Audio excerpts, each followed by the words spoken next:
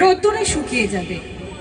আর যদি বৃষ্টি নামে অঘ্রাণীর পরন্ত বেলায়, ধুয়ে যাবে রক্তের সমস্ত দাগ, বুলেটে ছিটকে পড়া হলুদ মগজ। মেথরপট্টির মেয়েগুলো কুয়াশার প্রথম সকালে দৈনন্দিন ঝাড় দিয়ে তুলে নেবে ইটের টুকরোগুলো। বোমার ধাতব কুচি, আইল্যান্ডের উল্টানো গ্রিল। পৌরসভার কোয়াতিটাকে চেপে পৌঁছে যাবে শহরের প্রান্ত সীমানায়। দৈনিক খবরের কাগজে ছাপা হবে নিত্য নৈমিত্তিক শীতল খবর। প্রেস ক্লাবের জোর টেবিলে আবার জমবে ভিড়। স্বজনের কাঁধে হাত রেখে বাড়ি ফিরে যাবে অঙ্গহীন কলেজ তরুণ।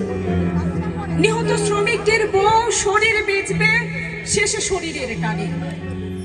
হাত ভাঙা টোকাইয়ের হাতে উঠবে ভিক্ষার থালা।